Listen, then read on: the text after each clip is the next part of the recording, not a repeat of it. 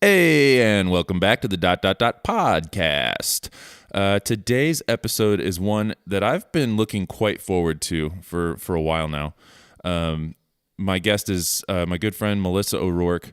Melissa is active duty Air Force as well. Her and I were stationed in Japan together for 3 years, and she's just that person that I've got in my life that I can reach out to. She's kind of like my sounding board professionally, and we just got a lot in common as far as our drive and what we're after. But she has a really unique perspective on all that because being a woman in the Air Force, she's outnumbered by men, which isn't really that big a deal, but definitely something to be cognizant of. So she's got a really cool perspective on that, and had a great conversation with her, getting a chance to just pick apart some things. One thing I love about Melissa is that she's a thinker. I am too. I like to think and talk about things to sort them out and make it make sense for me in my head. And she is definitely one of those people too. So I hope you enjoy Melissa O'Rourke.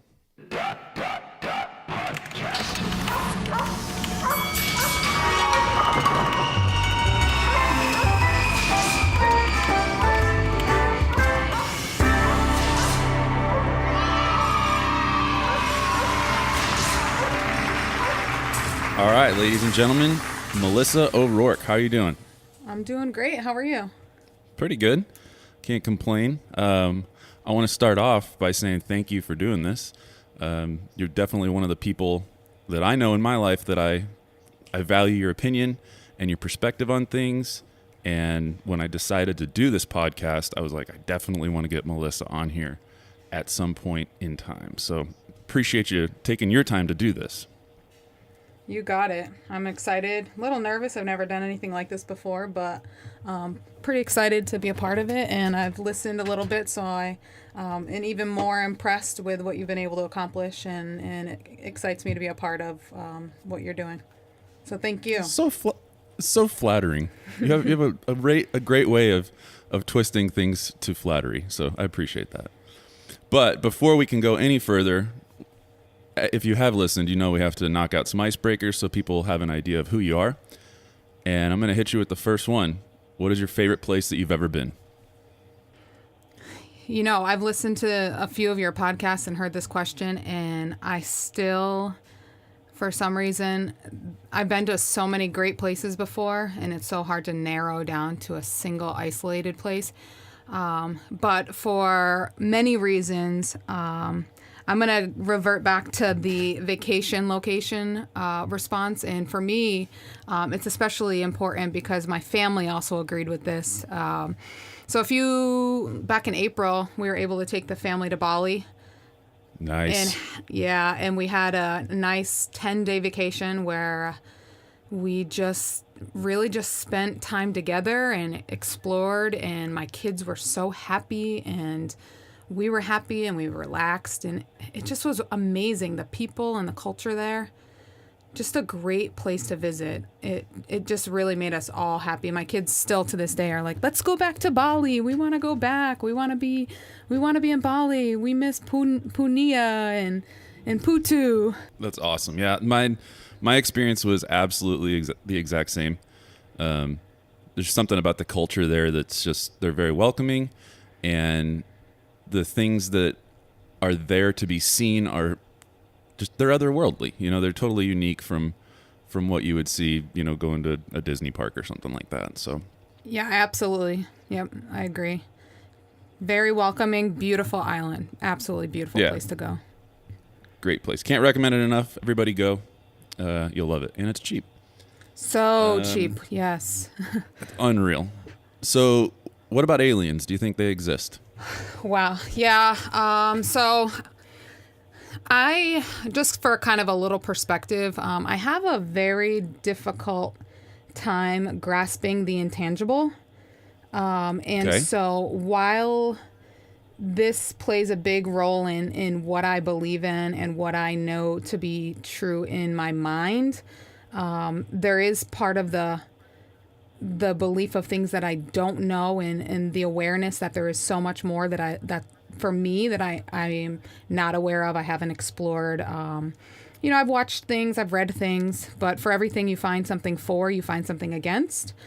Exactly. So I think when it comes down to it, it's my feeling is that there's probably something out there. It's probably not something that we see or hear or read about in terms of, what we perceive to be an alien in movies and such. But somewhere out there, there's at least the capacity for it. And maybe it's not there right this second or, 10 years ago, but maybe hundreds of years ago or even, hundreds of years from now. So as of right now, I say no. But I do believe that there's the capacity for the existence. And I do believe that that maybe sometime there will be, if that makes sense. What? Yeah, absolutely. Like one of the things I love about that question is I personally am curious, and I kind of align to that too. Like I don't believe the narrative that has been written that there's a little green man with gigantic eyes and a big head, right? And and he came in on a flying saucer, because one person thought that idea up, or I mean maybe there's the possibility they saw that and that's what it actually is. But I'd like to think that it's so much. Like, we don't know. Like, we have no idea. It could be, an alien could be like a planet full of little crabs or something like that. And technically speaking, that meets the parameters of alien life. But I don't know. Other intelligent life, possibly. But it's so big. It's so unknown. And I think I like the way that you worded it, that you have a hard time grasping the intangible. Like, that's brilliant. That's one of my favorite reasons I asked that question, is I like to gain other people's perspectives on it so that I can further develop my own. So I think I'm going to put that little, that verbiage in my tool belt that, I can't grasp the intangible. Yeah, I think the other piece for me with that is I don't have a very good imagination. If I'm being completely honest, like I can't imagine what it would look like, what it would be like other than what's been fed to me throughout my life. So for me to believe a sci-fi movie or, somebody's conspiracy theory and then somebody else to debunk it, it's just really confusing. And so I would like for there to be something a little more concrete, something, like I said, tangible that I can make sense of, rather than trying to project this thing that I'm not aware of at all. Right. I mean, and anybody could make up anything about anything, anywhere, anytime. And that in itself has to raise some speculation when you start talking about alien life, like, because it is so far unknown how much of the details that somebody might be giving are actually, made up. Exactly. So a celebrity that you most identify with, but I'm kind of changing this up a little bit. Of course you would change it up for me. Well, just a little bit.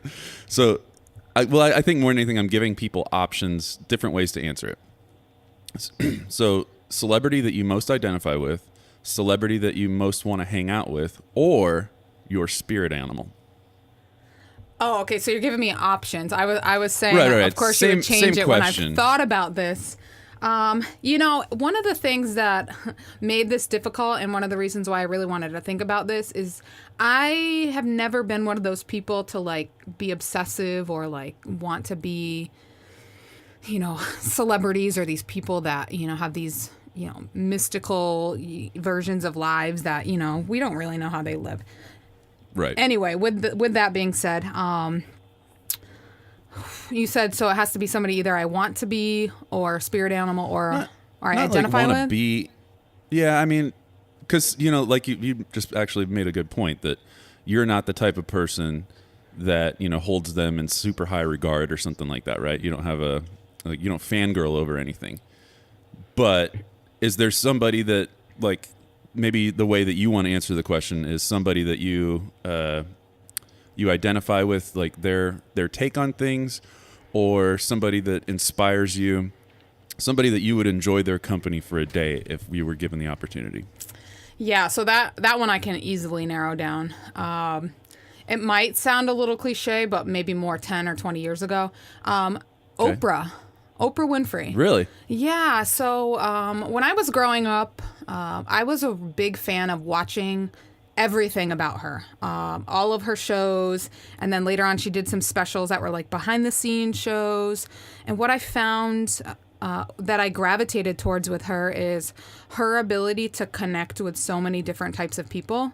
Yeah. And she's not one of those people that, went to college and got degrees in psychology or sociology or philosophy or anything of that nature. But what she was able to do was understand people, read people, connect with them. And she built this phenomenal brand from it. And I don't want to be like her because of the brand she built or because of the success she has had, in the world or, on television or whatever. I like the fact that despite her lack of education in that, common sense, she just understood people and she did phenomenal things for people. And she would have these conversations. And I just remember sitting there thinking, like, she's so insightful. Yeah. And she gets these people to open up. She understands how they think, how they operate. She gets kind of down to the nitty gritty of who they are. And when you watch some of the behind the scenes, she's really real with a lot of them as well. Like, she's called a lot of people out for doing some things that weren't the most appropriate or the most professional. And I just think back to those times watching those and thinking like, wow, like she's good. Like, she's really good. Yeah. She, I think that you could probably say she's just very emotionally intelligent. I would agree. She knows what she knows about herself, but she also she's good at reading other people, and that's definitely a characteristic that is very envied, I agree. Keeping your composure and knowing how to read situations. I think it's invaluable, especially to, being successfto in any way.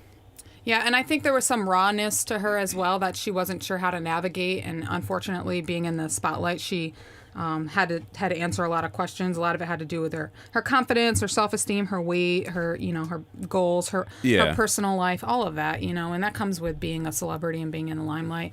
But I think it helped people to understand, like, she's human and she struggles just like the rest of us, but on the whole other end of the spectrum of all the phenomenal things that she was doing is worth way more than those human battles that we are often faulted for, if that makes sense. No, yeah, absolutely. Public image is huge, and especially considering the time that she was coming to fame. Like, women weren't as empowered. She was kind of leading that charge, so I could see that being, as a woman, I could see that being like something impactful for you, maybe. So 100%, and that's one of the other big reasons, watching her be so successful and be the top of her game. I mean, at one point, I don't know if it is anymore, but she was the richest woman in the world.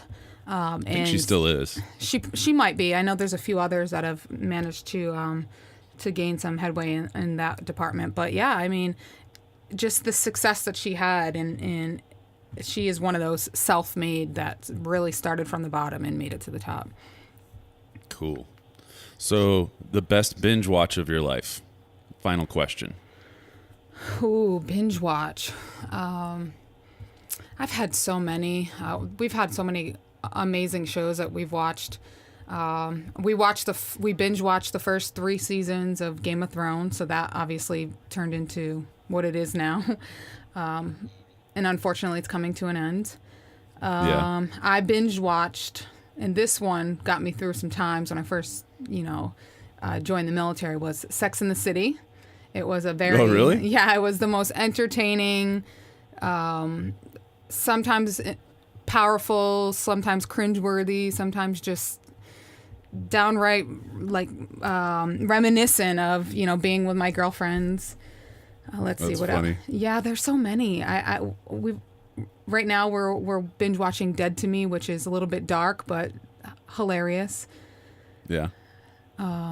All the true crime stuff. I binge watch all of that. So those are fascinating. Yeah. Yeah. True crime is my wife Lacey's like completely into that stuff. Like, if anybody just got murdered, she's going to invest her entire life into watching it. Yeah, her and I have talked a little bit about some of the the true crime stuff in the podcast and all of that. So we'll share that. So give me your life in 3 minutes. Paint that picture. All right. So let's see. Where do I start? I was born in Tampa. Only was there for a little bit as a baby. The rest of my family was in New York. Grew up in Schenectady, New York, which is just outside of Albany. I was adopted when I was actually in high school, which is something that a lot of people do not know. Wow. Yeah. So lots of history with that. Yeah, I can only imagine. High school, went through high school. Actually, official adoption was September 11th, 2001. Oh my gosh. Yeah, I was 17 years old when it actually happened. Took years for it to process and such, which there's a lot of logistical pieces when it comes to paperwork. And I never knew my father. Completely. Yeah, I never knew my father, so that had to go through the workings. When I went to college, I went to Temple University in Philly for a year. At that time, I had some family circumstances that brought me back home. So I came back home after my first year, and I kind of went back and forth in and out of community college and working. I bartended, waited tables, did the, late teens, early 20s type of jobs. The college jobs. Yeah, absolutely. I made tons of money as a bartender. I was living the dream, sleeping till 3 or 4 in the afternoon and then rolling over and getting out of bed and doing the same thing over and over again. The vampire life? Yep. And one day, my friend and I decided to go on spring break, and we didn't want to come back. And I said, something's got to change. Like, I can't keep doing the same lifestyle. And I wasn't even 21 yet when I had made that decision. Yeah, absolutely. And so I said, you know what? I'm going to join the Air Force. Because rewinding a little bit, I almost joined my high school, or my senior year of high school. And I had a boyfriend at the time, and my senior year of high school was September 11th. So my family was really, struggling at the concept of me leaving, going to the military. So absolutely. Fast forward those couple of years, and I thought, yeah, I wasn't in a good spot with my mom at the time. And I said, I'm really going to stick it to her, and I'm going to go in the military. And with your biological mom? No, with my adopted mom. And I said, one day we were fighting, and I said, you know what? I'm just going to leave and go in the Air Force. There you have it. And she goes, good. It's about time you did something with your life. Dang. Yeah. Called you out.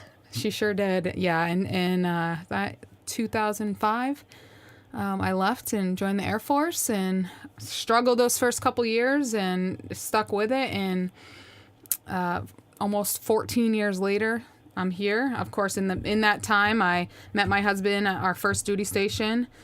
We had both of our children there, my daughter, Ada, and my son, PJ. And then moved to Okinawa back in 2016. And here we are, about a little less than a year left here, and looking forward to where this next part of our adventure goes, whether it's back to the States or somewhere overseas. That's awesome. So yeah, I didn't realize I think I'd heard one time before that you were adopted, but I didn't realize that you were adopted so late in your life. That's not very typical, right? It's not, no. I did when I was 8. We left my biological mother, and so I moved to a foster home that I was in for a very long time. And then my freshman year of high school, I moved to a temporary foster home. And then from there, I moved. My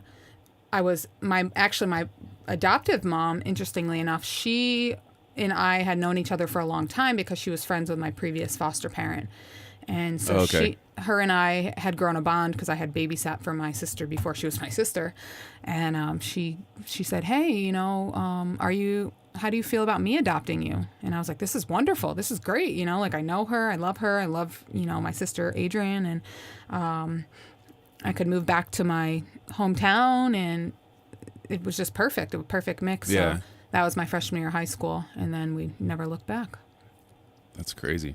Yeah. But you said you guys kind of had a little bit of a rocky phase right before you joined the military? We did. Yeah. I just your own maturing or what? It was. I don't think I had a regard for anyone, or I would come and go from the household all the time. I would come in at 3, 4 in the morning and go to bed and then sleep all day and then leave. And I never really paid attention to the things that were important, like my family and dinners together or, vacations or anything like that. It was just very much I was doing whatever I wanted from the time I came back from college to the time I left for the military. And I think that part's super interesting. Like, Lacey and I had toyed with the idea of adoption for a period of time, and not out of any means other than kids need homes, and but I think there's a thing, there's a piece to it that's scary. It's definitely a concern, especially if you have biological kids in the situation where you're adding this other person to the situation. So, and I think part of that is you don't know how to make that person get over any insecurities that might be there. I'm guessing, and maybe I'm just speculating, that you were acting that way because you didn't feel completely like you're a part of it. So therefore you didn't feel like you owed anything to them. I think you hit the nail on the head, because I remember saying something along the lines of, why would I show up or why would I go to this if I didn't feel invited, or you didn't, overextend your invitation and ask me to come. Almost like I was the victim in this scenario where, we had to meet both ways. But definitely, I think there's any child that has some instability throughout their upbringing is going to take some time to really feel like they're a part of a family, or really feel like they are, welcomed and loved. And I would venture to guess there's probably always going to be a little part of them that's still kind of, depending on how old they were when they were adopted, of course, that never truly feels like they fit into it, if that makes sense. Yeah. No, my uncle was adopted, but as a baby, and he has been a complete and total train wreck for my grandparents his entire life. He's turned out to have all kinds of mental illnesses and stuff like that they were going to be there regardless of, if he stayed with his biological parents and stuff like that. And I think that's another fear that a lot of people have with adoption is like, what am I going to get a defective model? I mean, it sounds really cold and insensitive to say it like that, but those are, I mean, you don't know that answer either way if you're having a biological kid or not. But I don't know. I think I like to kind of disprove some of the stigmas of adoption, because I mean, for a period of time too, Lacey and I almost adopted her little brother. Yeah. We were working on that. He was in foster care because her mom wasn't in a position to take care of him, and we were doing everything we could. But I mean, we weren't probably the most ideal candidate to even apply at that time. He was, how old was he? He was like 14 or 15. And I think Lacey just turned 20 or 21. And I was, a few years older than that. So, we didn't have stable jobs and all that kind of stuff. So it was really bad. But I felt completely like called to do that. I was just like, man, somebody needs to help this kid turn his life around, because he's just going to become a product of this system unless somebody takes a chance on him. And he's getting older, he's in his teens. Who's going to take that chance? So I think it's interesting to hear your story, because obviously, thankfully, somebody, took that chance on you.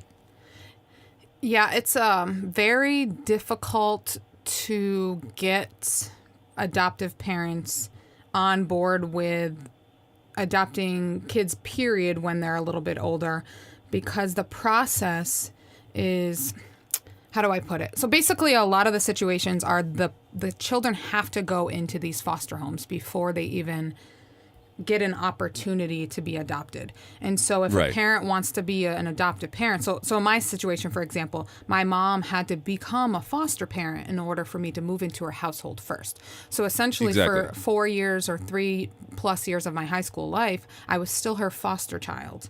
And while it was good in some ways, because, she gets additional income and things like that, there's still that, like, I'm not officially her daughter in terms of the legality of it, right?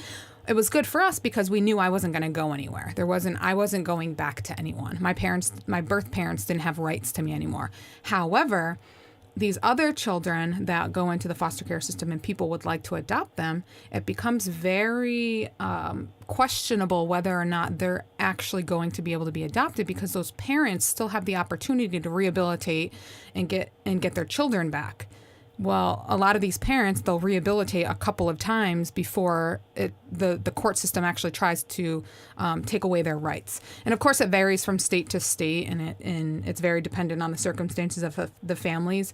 But in the time that I lived in a foster home, I saw many children that went back to families that just still wasn't right for them. It still wasn't going to be a healthy situation. And we had to say goodbye to these children that would have been much better off in the foster home rather than being with their families. And then on the other end of that, you bond with these children and you want to take care of them, but they just want to be back with their parents, and their parents might rehabilitate once or twice, and they still keep going back, and they become very confused, and it's very difficult for them to bond with the families that they're a part of, because they still have that hope and that belief that they're going to go back with their biological families. I mean, at least what I see, I could only imagine. I would think that it would be not so much like wanting to be at either location A or B as much as it would be that they want to be out of the system. Maybe. Is there any truth? Like, is it torture? Does it feel torturous to be part of the system at all? I don't think, at least for me, I was, at 8 years old, I had a pretty good understanding. I grew up a little bit faster in that sense, but I didn't care about the term system or the term, foster care or any of that. For the longest time, it was just about being back with my mother. Right. For the first couple of years anyway. And luckily, I was maturing to a point where I could recognize the reasons why it should not happen. And I was able to actually contribute to the fact that I did not go back to that situation, because I knew what was right and what was wrong at that point. And I was able to draw the connections between what I had seen prior to going into foster care and what they were telling me was happening, without going into some of those details. And so for me, I was very conscious of the fact that I was having a better life just being in a foster home. I was having a better life despite some of the things that probably shouldn't have happened and probably are still happening in many foster homes. I still knew that I was in a better circumstance than going back to the home that I was in. Gotcha. And so we were almost going to go back there. We were almost going to go back and live with my birth mother and her boyfriend. And it just, things happened and I called them out, and I think I was maybe 10 or 11 years old at this point. And after that, it was very clear it was never going to happen. And then they moved forward with the termination of her rights. And when they did that, they gave her some options, and she actually gave up her rights because of that. Wow. And so, unfortunately, so my freshman year of high school, she was diagnosed with brain cancer and uterine cancer. And oh, wow. And she went through some remission, but 4 years later it came back, and she passed away when I was a freshman in college. Okay. Yeah, so she we made amends and all of that, but that was going to be my next question. Before you said that she had passed, that was going to be my next question, is if you guys were able to salvage any sort of relationship as you grew up. But so that answer, if you guys were able to kind of find some amends to it, like that's good stuff. Absolutely. And I think the other saving grace to my situation, because you made a comment earlier about there's some hope in the system and in the children that are in the system. I think the part that helped me is the big piece for me was that I did have a very good relationship with her when I was little, and I had we bonded and we had a very close relationship. Unfortunately, there were, when you start getting involved in certain things, they have a bigger control over you. And so as I got older and I was a young adult, my understanding of how, drugs and alcohol work on people and, the choices that people make as a result of, drugs and alcohol having a control on them, I couldn't hold it against her anymore. And I knew that she loved me. I knew that was very clear, but I just knew that that wasn't strong enough to overcome everything else that was holding her back. Right. There's a chemical that was a third party in that was fighting and winning, probably. Absolutely. Well, appreciate you sharing that. Yeah. I do want to hit on like just you in general. So I kind of alluded to it in the intro. I really hold your opinion high. I'm motivated by, seeing what you do and your ability to grab yourself by the bootstraps and move on and get things done, and you take initiative for things. And you're probably one of the most driven people that I know. And like, where do you think the origin of that is? You kind of hit on, looking at somebody like Oprah. So that's kind of cool. Like, I can see where there'd be a similarity there. It's not like you look up to somebody that has a totally different direction and path than you. So you've identified that kind of spirit animal, but like, what is the fire inside that gives you the drive and the initiative to go 100 miles an hour and be so, to strive for excellence for everything? Well, first, thank you, because that was really nice of you to say. Thank you so much. I don't know. I think about it sometimes. I remember when a funny story to the start of my career, if you will, in terms of my work ethic. I worked at this ice cream shop when I was maybe 14 years old. And you had to have your working papers, and I was only allowed to work certain hours. But I had this boss he owned this ice cream shop, and he also owned a pizzeria that was right next door to it. And he hired me at this ice cream shop, and I worked as many hours as I could, and I would come from sports, and I would go work at the ice cream shop. And then I would go to school the next day, and I had this manager. And this manager, she just was really bad. She didn't show up on time. She didn't really do what she was supposed to do. I guessed that she was doing drugs or something as well. I don't know what her deal was, but I remember going to my boss, and I remember saying to him, she's just not cutting it. She's not capable of doing anything. There's something wrong with her. Like, she's not showing up on time. She doesn't know how many of this works. She's selling things for the wrong prices. She's not cooking. I'm going to go ahead and call her crappy. And I asked him, I said, why don't you just make me a manager? And he looks at me and he's like, what? I don't remember how. I was maybe 14 or 15. He's like, 15 years old. How can I make you a manager? I don't even know how that's possible. And I was so offended. And I don't remember if I argued with him more or what. I probably did, and told him, how it didn't matter how old you were. It was about what you were capable, et cetera, et cetera. And he just wasn't buying it. However, when the summer ended and the ice cream shop shut down, he did call me back, and he asked me to come work for him at the pizzeria, where I worked for several years. I worked for a couple of years through high school and even a little bit after high school. So I think it started young. I think I just knew I wanted to work. I knew that I was capable of it. I've always been a multitasker. I've always wanted to be successful, but I didn't really have anybody on each side of me saying, do this, don't do that, do this, don't do that, do it faster, do it better, be stronger. I didn't have those people. And so I had support from people, and I had people I could confide in, but never really anybody that was like consistently by my side or consistently in my ear telling me to kind of fight harder or what direction to go.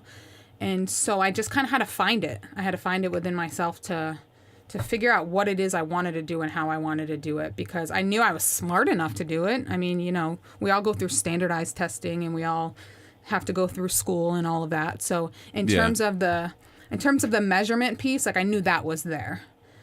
I just didn't know where I wanted to direct it. And I still don't. I mean, every day I think about what I want to do, after the military. And, Amen.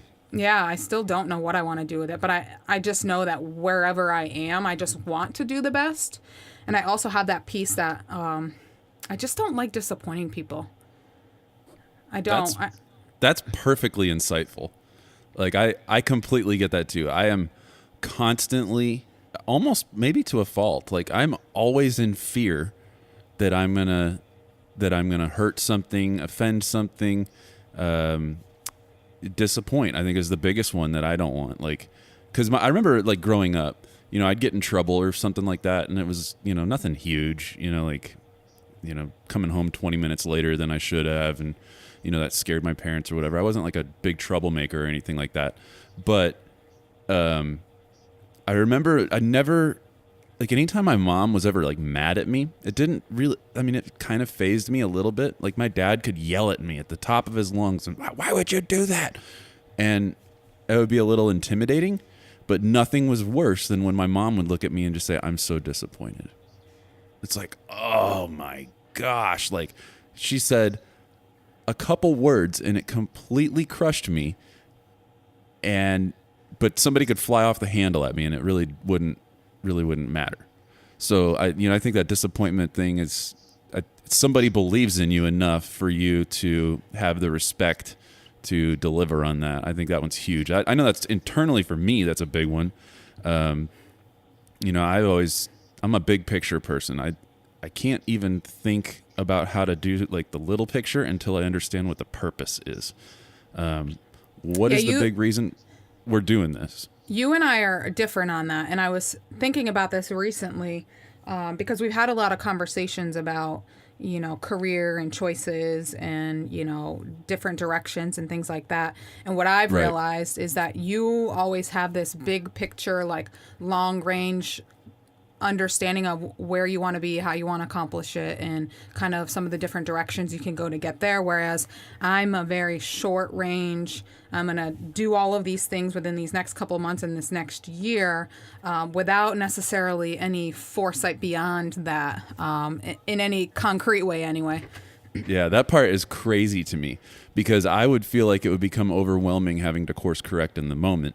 But, obviously it works for you completely. But I think part of me in the big picture is I just have to know why something is happening and what it's part of, what it's feeding. Otherwise, as I'm doing the small things, the minuscule things at the bottom, I'm like, I get caught up and I get stuck in why am I doing this? Like, what's this for? What is it? Like, what is the bigger purpose to this? And I mean, it was like, I've always been like that. Like I needed to know those tiny little details about my hockey team, or all the way up to my career. Like I have to understand what the expectation is if I get, so I think of it like this way. Let's say that the highest level I'm going to reach is whatever, right? So just name some fake measurement that here's the top. I have to know what's expected of that person at the top if I'm going to even waste my time to aspire to get there. Because again, if I got up there and I wasn't qualified or I wasn't capable, then I'm going to do nothing but disappoint everything down below, if that makes any sense. It does, and I think that's very almost the opposite of what I do, and which is so crazy.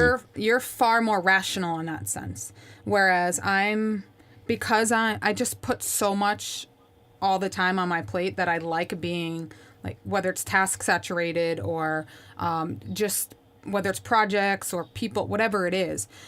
And the fault of that often is that I'm missing the whys and the details. And I think I could be doing certain things much better with more purpose if I took that time to really like evaluate each piece of it. But I think just the fact that I just always want to be a part of everything. And I've always been that way. I just want to like do it. I want to be a part of it. I want to keep a lot going. And for some reason, like recently things have kind of started to fall more into place. But I still don't really have any foresight outside of the next year. Well, yeah, I mean, you're in a position, getting ready to move. Number one, you don't know location. Number two, you don't know what you'll do when you get there. There's a lot of variables. I was in the same one just before I left Japan, and I'm right back at it now because I'm 7 months away from leaving here, and there's a zillion factors that could play of what's going to happen in the next 7 months. So I don't know what future Cory is going to do.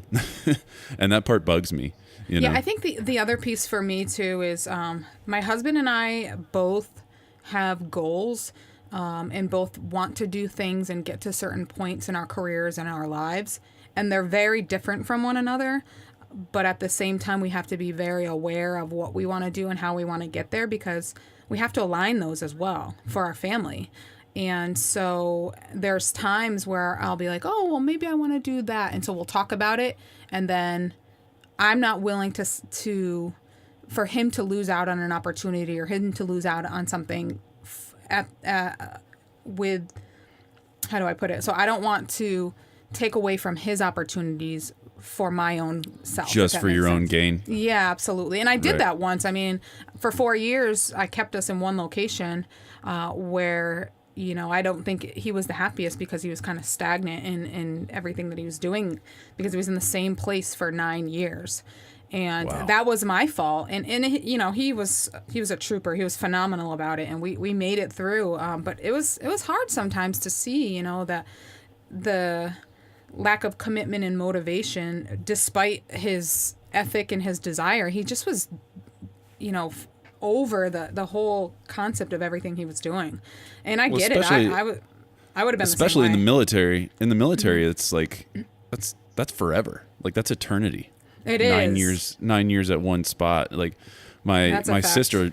Yeah, my sister looks at me like, how do you live your life without any security like that? And I'm like, well, that's a different kind of security in the military. But like, I'm a little afraid of that, to be honest with you.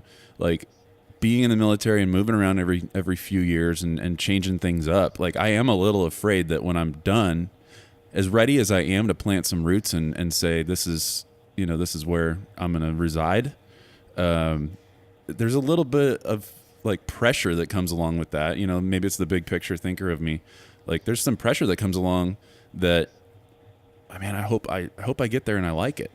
Like I've been kind of helping Lacey decide what she wants to do. And my biggest piece of advice for her is like, hey, take the time to make sure it's what you really want to do before you work for it. Like, if you don't know, like what you're going to be doing, and like completely, you don't know what you're striving for, but you have to do all the work to get there, make sure you know what it's going to be. So I don't know. I'm personally a little scared of getting out and staying someplace for a long, long time, because I don't know that I'm wired for that. I think military members in general have that same fear, and sometimes it to the detriment of people's happiness and successes when they get out of the military. So I definitely think that that's where you have the advantage in that you're a planner and you look far enough in advance for all of those things. And you and Lacey have a good thing going, because she wants to work towards something she wants to do, and then you're going to figure out what you want to do on the outside. So kind of doing that together and planning together is helpful. As for us, I don't know. I have my degree in something that I'm like, maybe I don't know what I want to do with that. I want to get another degree in something else that I'm more passionate about. Or maybe I won't need to, because maybe there'll be jobs out there that I'll be able to use that degree but still do the things I really want to do. Yeah. Yeah, and people also, I think one of the weird things to accept as we get older is that, at least this is kind of the advice my dad gave me, was people don't necessarily, like, long term in life, they don't like end up in things that they chased. They end up in things that they fall into. Like, they find that they have a talent or a passion or a skill or some sort of experience in a certain avenue, and next thing you know, they're like, oh wow, I'm the vice president of this at my company. Right. Like, you can definitely guide yourself and drive yourself to get there, but like, I'll tell you right now, like, I'm 37 years old. I would have never in a million years told you that I would be in the military. Going back to age 20. I don't know that if I've told this story on the podcast yet. I was 18 or 19 when 9/11 happened, and I was working at a car dealership, cleaning up all the new cars as they were selling and stuff like that. And total dead end job, but it worked at the time for, a 19-year-old kid that just wanted to party and hang out with his friends. And 9/11 hits, and me and my friend Greg go to this restaurant, and we're sitting there and we're just watching it all happen on the news. And he's like, he's like, dude, we're going to get drafted. Like, this is the next big war. Like, hands down, this is a big deal. And that just didn't align with my plans. And I remember telling him. Did you think he was right? Did you believe that as well? Okay. Oh yeah. I was definitely fearful enough to think that was a possibility. Cause I mean, if you look at like the cycle of everything, technically we've been at war for over 100 years right now, but, big wars come along every 15, 20 years, right? So it's like, well, it's about time for one. So yeah, I could see that happening. Not to mention the scale and magnitude of an attack like that, hadn't been seen even close since the closest relatable thing is probably Pearl Harbor, maybe the Oklahoma City bombing, but that was domestic. So anyway, we'll go and that's a whole other story. But anyway, he was like, I think we're going to get drafted. And I said, no way, dude. Like, not me. I'm going to go to Canada or something. Like Oh my God. I am not joining the military. There is no way. Nope. That's not me. I'm not wired for it. No way, no way, no way, no way. And here I am. And then he never joined the military, which was funny because at the time he's like, I'll gladly go defend my country. And I was like, not me, man. I was, just wildly selfish in my youth. And, so yeah, you fall into things, I think. And I think that's what happened with me, at least for this phase. And I'm hoping that something else I fall into just as naturally as this. Well, I think people, and maybe it's an American thing. We have this idea that we have to know and understand what we want to do forever from when we're children. I remember being told, you're going to be a lawyer, you're going to be a doctor, you're so smart, those are the things you're going to do. And I believed it because I was like, okay, well, I'm smart enough to do that, so that's what I'm supposed to do. And so as I was finishing high school, I started to realize, I don't know if I am mature enough to, one, know what it is that I really want to do, and two, be responsible enough to put in the amount of work and effort to get to those places to be a lawyer or a doctor or something of that nature. And it became very clear to me it was going to take me a lot longer to figure out what it was that I was passionate about and what I wanted to do. And as I get older, I'm a little better at it, but I've always been less of a rational thinker and more of an emotional thinker. Both from internally and externally, I find myself to be pretty emotionally intelligent as well, and that's helpful in making me successful despite the fact that I sometimes lack that rational piece. So I knew that it was going to take me a lot longer to figure out what it is that I want to do, what will I be good at, and what will make me happy. Because I knew I didn't want to do anything that was just going to make me miserable and make me unhappy. And I was willing to have some unhappy years or unhappy times to figure it out, but I think that's the misconception that we have, or the thing that we unfortunately do to our children and to society, is put that pressure on them to decide so quickly without really experiencing the world and figuring out what it is that they're passionate about, and that's going to make them never feel like they have to work a day in their life. Right. No, that's like one of the reasons I advocate so much for the military. I personally think everybody should do a year or two. I think we should do it like the Israelis, but I think for a lot of people, it offers you so many perspectives simultaneously. So you get to see what it's like to actually just have a consistent job, like a lot of people they go to high school and then they go to college and they get help and support, and then all of a sudden they come out and now they have a job, and that's overwhelming to them. So you get to see that. You also get to see what it's like to be accountable to something. You get to experience, being performed or being evaluated amongst your peers, and the hierarchy system that goes along with all those types of things. And then if that's not for you, and like the actual culture of being in the military isn't for you, then you get out and you kind of have a little bit of life lessons in your tool belt that you can apply to maybe another chosen path if that's where you want to go. So that's one of the huge, like, I'm not trying to make it a recruiting session, but I truly do believe that. Like, I think there's an opportunity that we're giving by serving, that we get to kind of, it's like a waiting room, but it's also a chance to to try things out while simultaneously experiencing life lessons? Yeah, I think the responsibility factor in itself is definitely one of the top bonuses of being in the military. You come out of, if you in at 18 right out of high school, the military is going to make sure that you're financially stable, that you are capable of taking care of your house and your quarters and your family, and you're on time and you follow directions and all of those life lessons that sometimes we see, 18, 19, 20-year-olds don't necessarily have that yet. And, some people are capable of doing that simply by going to college, but you get an advanced set of those skills when you come into the military. And if you don't, you're going to get corrected pretty quickly. And I think that, for me, that was one of the most helpful pieces, because I was, living this lifestyle that had no rules or no boundaries, and, time didn't even matter other than being at work and making sure I did my job. Everything else was just, whatever I wanted to do, whatever I wanted to do with my money. I came in with the worst. I was so financially unstable when I came in the military. It was bad. mine was as bad as it can be. Like, same. The worst of the worst. So it's I'm very fortunate that that they took the chance on me, and then fortunately I've been able to correct that. But you bring up a good point. So you got like that 18, 19-year-old kid that you were like 21, 22 when you joined, but that irresponsible, not ready person that you were, and then you got that person that you are now. And the level that you're at in your career, your main job is to take care of those people. So, like, how do you leverage that? Like, I have that experience, but those people that you're trying to help understand that, they don't know that version of you. They only know the now version of you.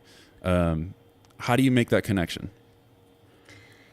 If you asked me this maybe 9 months ago, it was a much easier response.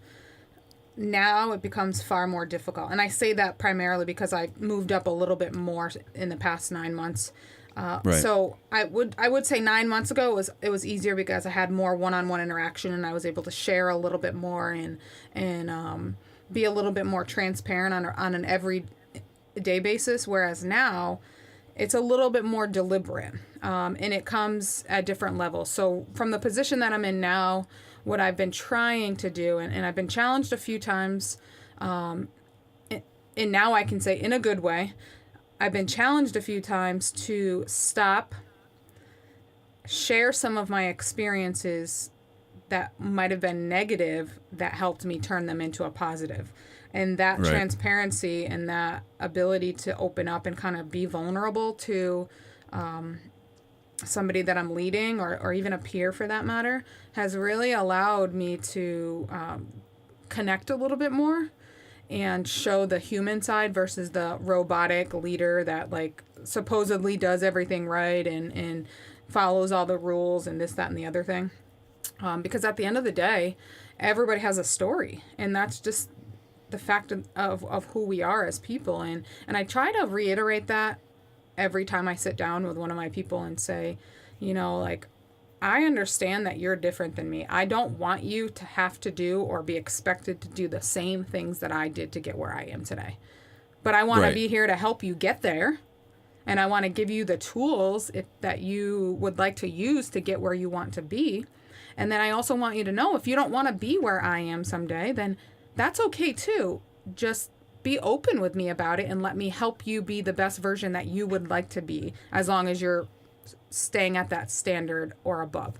And so I think I sympathize a lot, because there's not a whole lot that any of the people that I'm leading do that I either haven't experienced myself, or I haven't seen many times and had to help with. And then I also find that I'm an empath at heart, so I find that is very helpful. And I'm working on it in the sense that sometimes it's a fault of mine as well. And some of my peers have said that I need to, kind of balance a little bit more. And that's okay. I'm always open to that feedback and the adjustments that come along with it. But yeah, I think it comes down to transparency. It comes down to, I talk a lot about dignity. You know, like we're people. We're humans. We make mistakes. I fail all the time when it comes to responding to certain things. And I look back and I like put my head down a little bit and I think, oh, I could have done that so much better.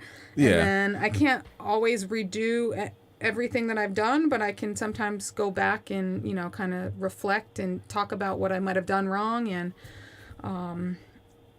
it's helpful that I have a lot of people that I can, you know, bounce things off of and get some insight on, which is hard sometimes because that, again, puts you in a vulnerable position and it makes it difficult to open up and admit those faults and those failures. So I struggle with that, but I'm getting a little bit better. Do you carry any kind of insecurity with the fact that you are in such a male-dominated workforce? Like, I mean, it sounds like a cliche question. You're a woman. You're in the military. Like, how is that? And I don't mean it necessarily like the sexual assault or anything even close to that. I mean, just general day-to-day stuff.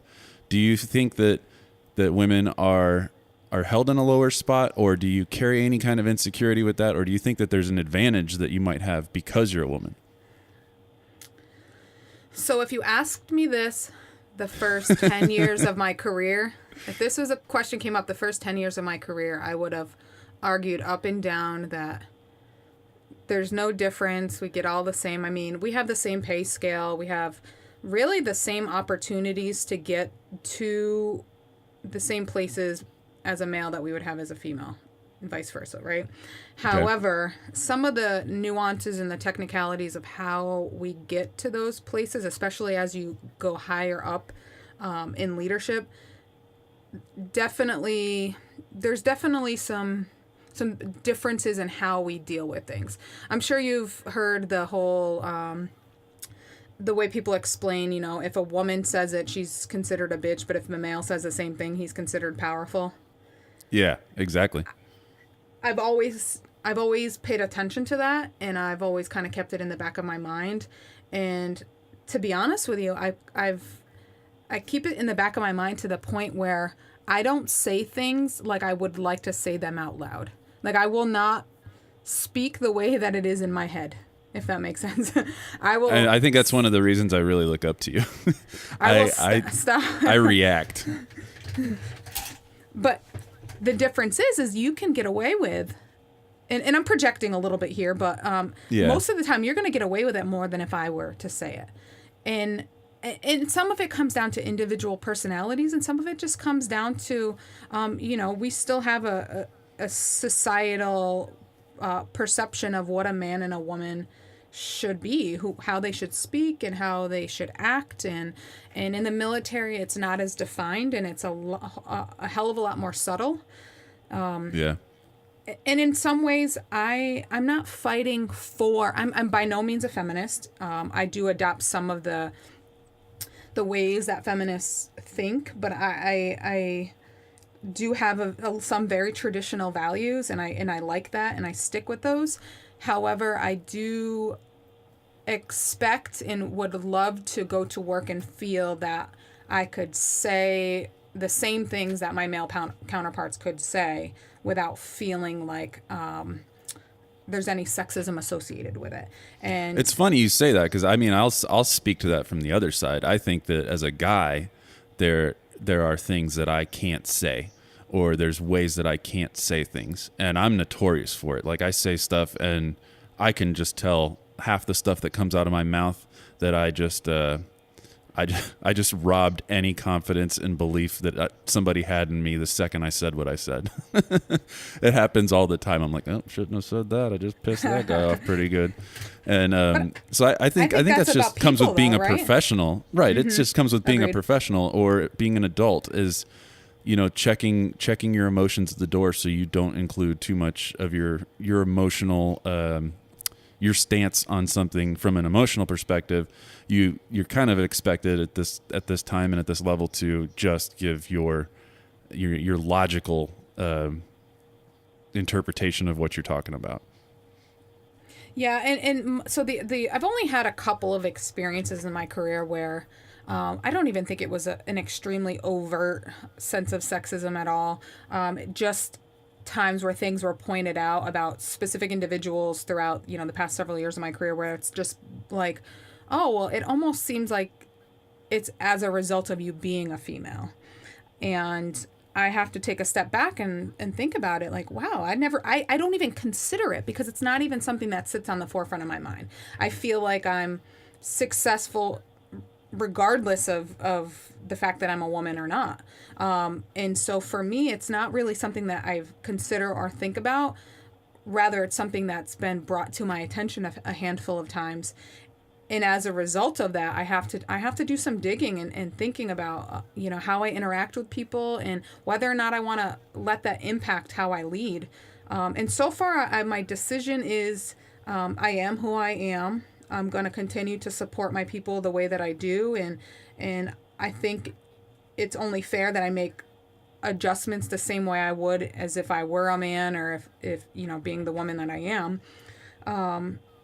Based on real, tangible things that are happening or not happening, based on learning or growing, not based on just being a woman or just being a man. Yeah. It's. Have you ever heard of, sorry, I No, want go to say ahead. one more thing. Have you ever heard of Sheryl Sandberg? She's the COO of Facebook. Yeah. So she wrote this book called Lean In. And last year, I made this, one of my New Year's resolutions last year was to start reading more. And I wanted to start reading more, both on a level of reading for fun and then also reading to, be a better leader and a person, etc. So she was the first book that I chose on the professional side of it. And I was a little apprehensive because, like I said, I don't really buy into a lot of the feminist practices and ideals. However, I knew that she had a phenomenal reputation, and this book was renowned. Like, everybody loved it. So I read her book, and I, for the first time ever, really truly understood how subtle being a woman in a male-dominated workplace is, and how much sexism actually exists that people don't even understand that they're perpetuating. And it's not because they're bad people. It's not because they, are trying to make people feel bad about themselves or women feel bad. It's just, we're still kind of working through this whole, paradigm shift with roles. And, this here, where I am now is the first time in my whole career that I've have multiple friends who the woman works and the father stays at home. Yeah. And it's amazing. It's phenomenal. It's so awesome to see and to watch the support and watch the success. I mean, these are some of the most successful women, and I just get so proud. Yeah. I going back to binge watches, the binge watch I've had lately is Mad Men. And I think there's great stories in there, and there's some funny stuff, and it's a good show. But I think it's a really interesting case study in how far we've come. Just seeing what a woman's role was in life, and then especially in business. I think you said you've seen it before. Yes, I have. So the character Peggy, the fact that she goes from being just the low level here. Here you go, sweetie, getting her ass slapped by, some drunk businessman to getting to the point where she's up at the top, was just unbelievable for the time. But also then consider how far we've come from that even still. And I think it's just awesome because I think little stories like that, not forgetting the past, help you appreciate where you're at now. Because in the end of the day, it's just like civil rights, it doesn't matter what your gender is. It doesn't matter what your race is. Can you do it? I'm asking you to do something. Can you perform? Because that's all I care about. It doesn't matter, what you look like or what you're made up of to get there. So, but you want to know what I've concluded, and maybe it's not totally conclusive, but what I've been thinking about lately, and these are solely based on my experiences. A lot of times, it doesn't necessarily the sexism or the mistreatment, whatever it is, it doesn't necessarily have to do with somebody's dislike of men or women per se. And maybe I'm right or wrong on that. I don't know. But what I think is happening is there's this, so you're a man in the workplace and you have your own relationship at home, and you have, whether you have power at home or you don't have power at home, and this goes the same for women at home as well. Sometimes that carries over into the workplace. And so if there's an instability, or there's a circumstance at home where maybe your wife has more power, or you feel powerless at home, and then you come to work and you have a boss who maybe corrected you on something, or maybe is telling you how you're supposed to be doing your job, or how you're not doing your job correctly, whatever it is, that becomes a real issue that individual has to work through. Yeah. And I've seen it a handful of times, and not necessarily with me. Every time. I've seen it with other circumstances too, where, you hear those people will make comments like, oh, they have no power at home with their wife, and they come to work and they act like, like this tool. And, Yeah. I think sometimes that translates to the workplace when they have a female boss. And so for me, I like to be familiar with that, because I can't change their home life, but I can at least try to empathize with a circumstance, and maybe take a step back and say, instead of, coming down on them or talking to them this way, maybe I can come at them in a different angle and show them that you don't have to be defensive, or you don't have to be, angry that me as a woman, that I'm your boss, or that I have to tell you what you're doing wrong or right. Like, let's do this together and know that I'm here for you. Like, I got your back. But that brings up, goes back to what I said about, you're emotionally intelligent. You take the time and the care to figure these things out. You don't just let it happen. You don't carry around an insecurity with you. And I think that's why I look up to you so much, because you've sanity check everything at the door before you even approach it. Whereas I can't say that for even for men, like, it doesn't matter if you're a man or you're a woman or you're black or you're white or what. If you're not able to check that, that's one, it's just going to be a further hindrance on the situation. Not going into any specifics, but that there was a person that I worked with where you and I used to work together, and it was just nonstop butting of heads. And I wasn't bringing any sort of, bias or like a prejudice or anything to that relationship. That was my superior, and whatever, I got to do what I got to do. But the only thing that did frustrate me was the way that everything was being provided to me. It was abrasive, it was rude, it was careless, it was all of the above. So therefore, then I developed this disdain. And so you see people like that, and then they just they're just making waves in the situation. So because you're so dialed in, I think that's why you excel the way that you do, is because everybody can see that about you, that you're not confrontational in that capacity. If you do have to create confrontation, you do it tastefully. Do you find that you have people, like, I lean on you all the time and ask for your advice and stuff, so obviously that's kind of a testament to that. But do you get, like, people asking you from the female perspective? Do you have, like, females that look up to you in that regard, that want, like, a how-to manual from you on how to navigate the complexities of not only, checking it at the door, but also doing it as a woman, because maybe they carry an insecurity that they think all women might have? That's a good question, because I find myself so wrapped up in the desire to have one for myself that I sometimes don't remember that I have women that are also looking to me for that, and Right. that's helpful in itself. So I think so. There's a couple, especially over the past year or so, that have definitely, we've talked a lot more, and some of it was solicited and some of it wasn't. But I think the big thing for me is that I've made so many mistakes as a leader in the past and reflected on them, that now I really, really try so hard to reflect with someone. Even if they're not giving me enough depth or enough response to help me work through it, just talking about it and not flying, into a situation unprepared or emotionally checked. If I can just at least have that one person, that's more helpful than just going at it, because it does hit you. I can't say that it hasn't, hit me in the gut or, hurt a little bit to be in these circumstances and to feel like, somebody looks at me that way.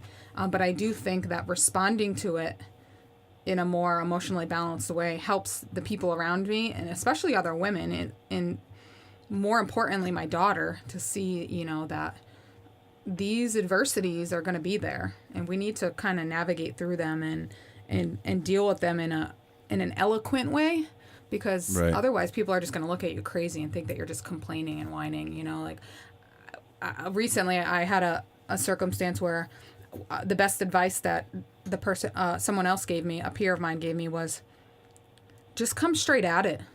Come out with it. Just call it out. Just have the conversation about it. Don't be afraid to, to call a baby ugly. And I love that saying. Right. And so while I don't think any baby is ugly, I do think that everybody has. I've seen a couple. I was trying to twist it into a metaphor there, and it just wasn't working. But when I heard that advice, I said, you know what? Sometimes it's okay to be outward and just put it all out on the table, because I think a couple of things can happen there. One, you can expose that concept, but then it gives you an opportunity to remind that person, like, you're still there. You still got their back. Like, you're still taking care of them. And it almost makes them think about their own insecurity versus you telling them that you're insecure about that, if that makes sense. Because like, I could see that. I'm not going to allow somebody else's insecurity to take me down. No. I mean, for a lot of reasons. Number one, it's just, that's not healthy. But and number two, you also have a different responsibility at that too. You're trying to help them work through it, not be pulled into their mess. I would really, being in a male-dominated career field that I'm in now, I don't have as many females that I've regularly interact with, or, I think we only have maybe 3 other females out of like almost 100 people. And I don't see them very often.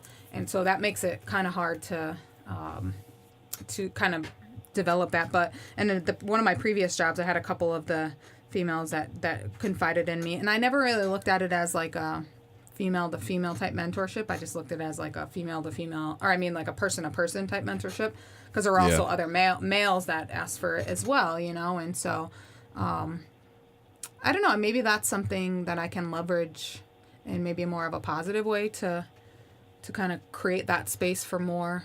I don't know, maybe I just don't like it to be unauthentic, so I think there could be a way to do it in an authentic way of, having more, because I'm looking for it too, having more female empowerment amongst one another.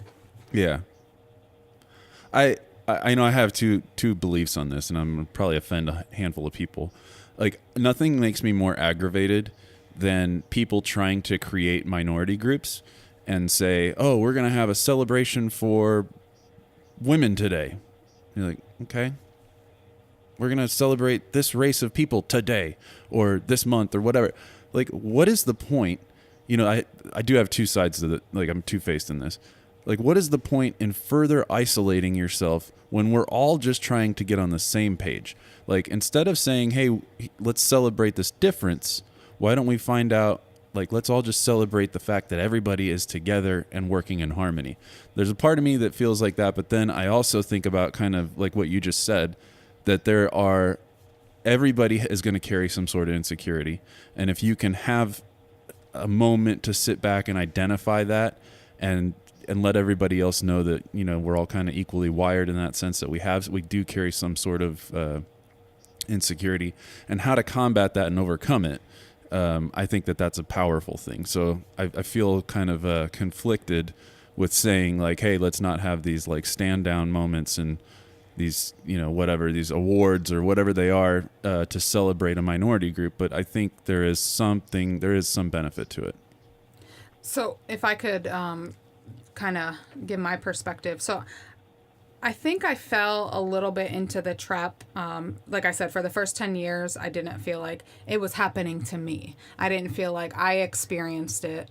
Therefore, it wasn't necessarily an issue. And so I think as people, it's our responsibility to stop and think like what you thinking exactly like you said, that it's a stand down moment for us to talk about ways to combat circumstances or to reflect on some of the ways things were handled and maybe how we can do them better in the future. And so I think that was a big eye opening thing for me to recognize that I had this blind spot where I wasn't seeking ways to help other females in a male-dominated workplace. I wasn't seeking ways to maybe combat some of the circumstances that were happening. You weren't teaming up. Yeah. You weren't teaming up against something.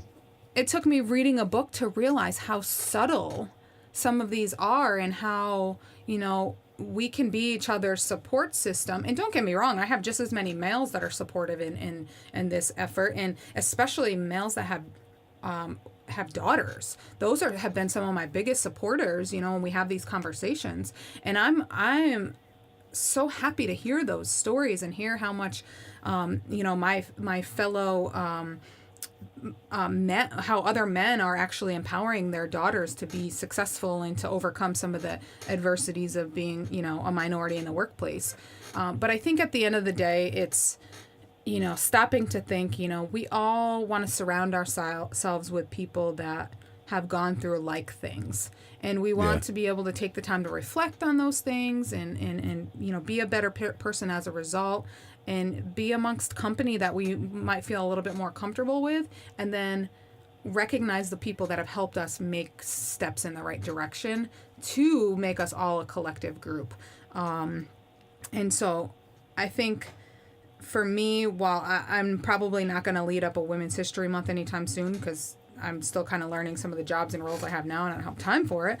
However, I would like to be a part of more opportunities, whether it's panels or whether it's just discussions or just kind of speaking up a little bit more to if I see something or, kind of getting a better understanding of how to make everything a little bit more inclusive for women and men. And wouldn't it be awesome if like some of those events, if people were doing them, it didn't carry a stigma that it was only for that group? Like if you're going to do a Women's History Month or, some sort of celebration like that, like I feel like they're never marketed in such a way that everybody feels welcome.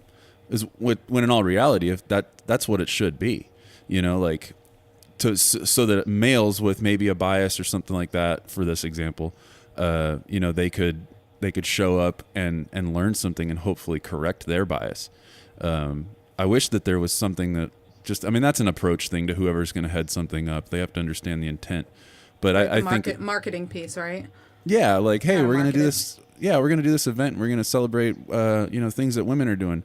Like, I think right now, 99% of your audience is going to be female, Right. And I wish it wasn't that way. If you really are going to examine something and celebrate the success of it and look for best practices, everybody can benefit from that. You don't have to meet a mold to benefit from it. So I wholeheartedly agree. I never thought about it when I saw any, advertisements for events or anything. That is definitely something where you can capture more people than just one target audience, and you can get people to understand and kind of get on the same page. I'm 6'6", white as hell, and bald. If there was some sort of African American History Month and I showed up, I would almost feel like my presence would be insensitive. Like I feel like I carried that insecurity to go to that. And maybe that's just because it's something internal, or maybe it's also the way that it's being portrayed, what the event is for, who's hosting it, where's it happening, when's it happening, like those types of things. Like it should be an all-encompassing thing where somebody can go and learn and see another perspective on things and become more emotionally intelligent. But unfortunately, I think a lot of people miss the mark on that. So. Well, I think that's, especially as involved as you are in different organizations, I think that's definitely a a good thing to sell and to kind of talk about, to market a little bit more, or even make additional events that help with that. Because I think, as people, we can all benefit from that. It's fair to say that we all have room for improvement and blind spots and insecurities and all of that. And let's work together and make them better. And I think it's just because I also carry that belief that it just further isolates. So it's going to isolate if it's like, hey, everybody that meets this mold, let's come over here and hang out. Is that what the intent is, or is it to share perspectives and awareness on things? So I don't know. That's one for the ages. That's definitely not one that's gonna get fixed overnight, but from the inside out rather. Yeah, I don't know. I've heard a lot of comments or things, arguments or discussions about it, and I like to think, again, it comes back to that what I said before is, I like to think that it's an opportunity for people to share successes or even failures at that, and talk about ways to overcome them and ways to better, whether it's the workplace or the individuals or for their children or our children or whatever it is, just to be more successful and happier. And really the other piece when you talked about, the awards and such, recognize those that have made the significant progress in the positive direction. Oh, absolutely. Like, I mean, I think that's what they should all be, but,